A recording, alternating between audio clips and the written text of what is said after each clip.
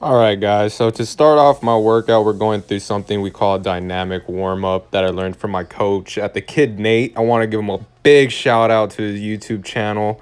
So the first thing you're seeing me do, we call it grab grass. And the first swing, you want to reach a little down, and on that second swing, you really want to get behind that hamstring. And as coach would say, grab that grass. Now, the second thing I'm doing right here is toe raises. Make sure to touch your foot. Yeah, I almost slipped right there. But make sure to touch the foot that goes up with the opposite hand, and make sure you're doing this every third step of the way. So we're still doing some.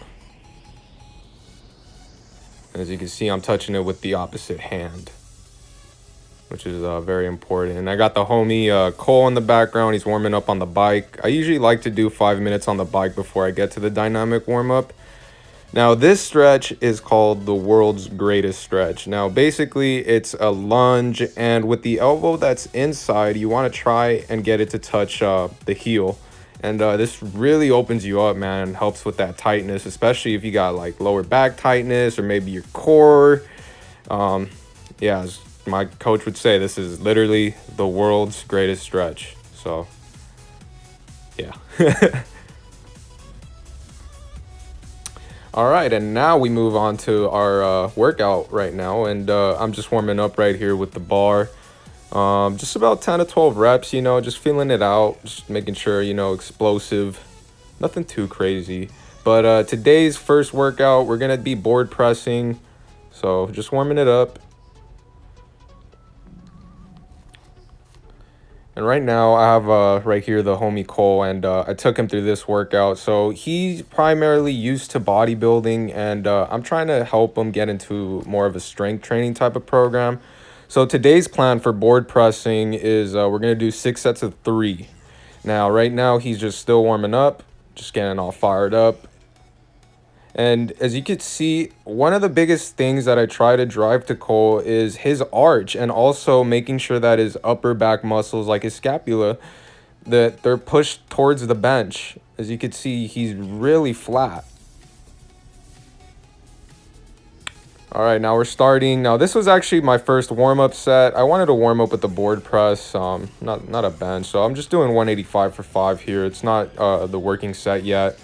And I took a week off of lifting. Usually I do board presses at 235, but taking a week off of the weights, you kind of have to take it slow and reacclimate yourself. So no reason to rush. And this is Cole's first working set right here.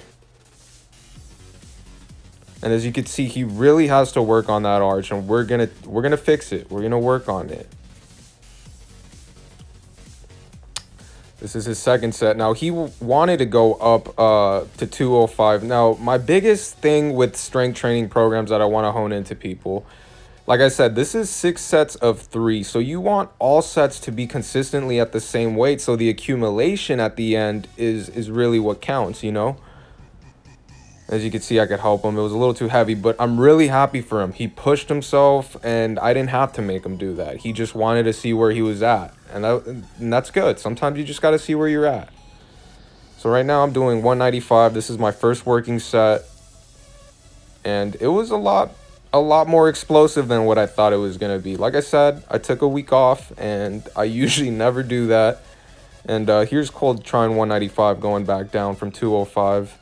But as you can see, he's not very stable, and that's okay. These are things we're going to work on, and these are things I'm pointing out for him because, he wants to get strong, and this is what's going to make him stronger. But I'm really happy that he's pushing right here.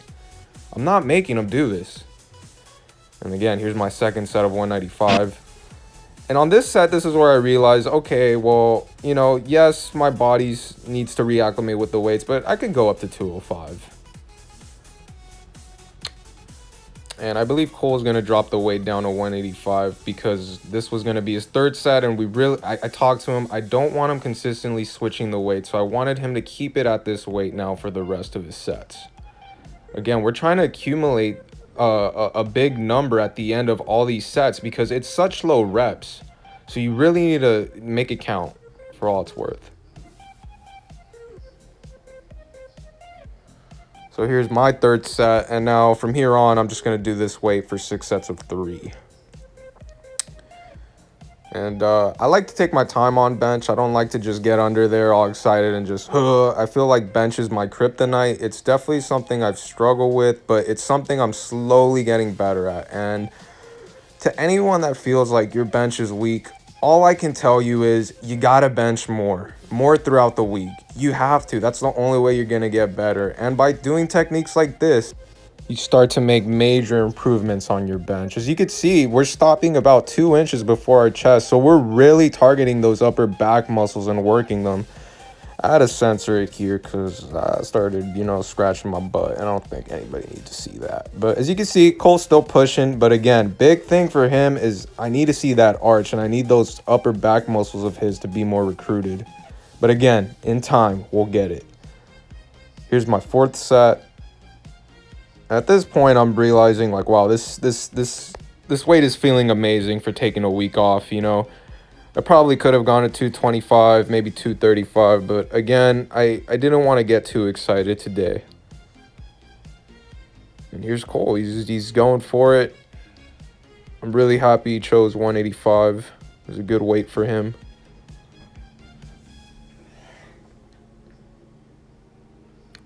Look at that pain. Here's the 5th set. Still going strong. Had to change up the camera angle a little bit for you guys.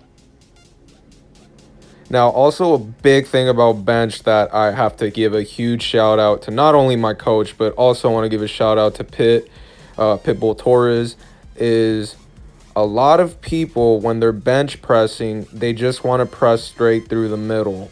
And I see that with Cole. Now, the biggest thing is when you're bench pressing, you kind of want to press the bar a little bit at an angle towards your shoulders, because that's what's really going to help those upper back muscles not only recruit, but really get that dig and push feeling into the bench.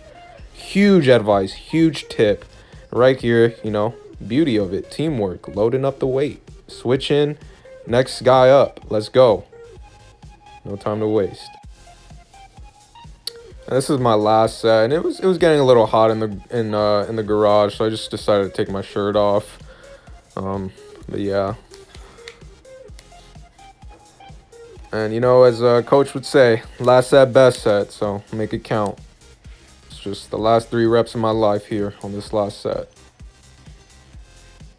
And another thing about board pressing, you don't want to pause at the bottom. You don't. You want to just tap and go. Tap and go. Tap and go. Tap and go. Now we're moving on to our next second compound movement. And right here, we did barbell rows, 3 sets of 10. Again, you want to keep the weight the same. So Cole decided to go with 135.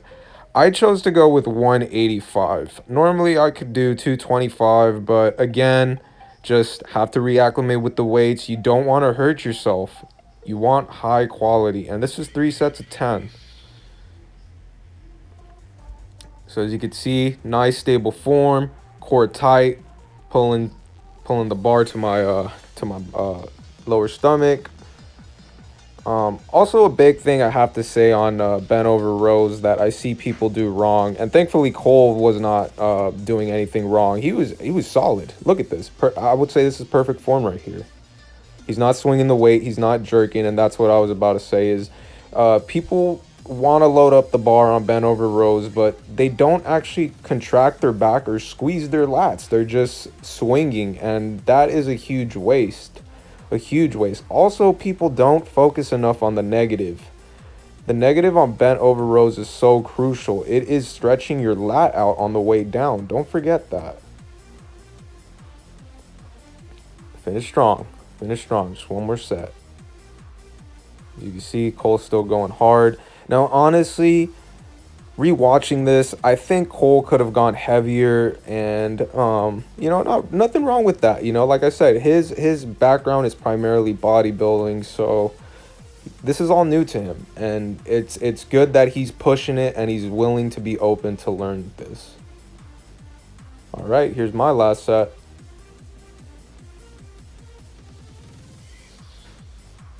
As you can see, I'm not rushing any of these reps. I'm just pulling it, contracting, squeezing, going down. Controlled. Taking time. big squeeze on the last one, because why not? Make sure to flex that pump out. Now we move on to the arm portion of the workout here, and what better way to attack the triceps than going for skull crushers? 3 sets of 10 right here. And biggest thing is you never really see people do these as much. Everybody in their mama's basement wants to be doing a tricep push down or a tricep pull down, or that, you know, fake little variation of a dip machine at the gym. And those are great, you know, for loading up the weight on the triceps, but they're not really mass builders, you know, not like a skull crusher. And so right here is Cole's turn, and we just kept the weight same. I would say the bar is 15 pounds, and then there's obviously 15 on each side, so about 45 pounds. Nothing too crazy. You just really want to feel that squeeze and contraction and tension on the tricep, you know. This isn't about just, you know, loading up a heavy bar and just doing reps for the sake of reps. This is about quality, contraction. So... And right here, we're going into our second set. Unfortunately, I did not record the third set, but you guys get the gist of it. Nothing too fancy, nothing too crazy. Skull crushers, baby. 3 sets of 10.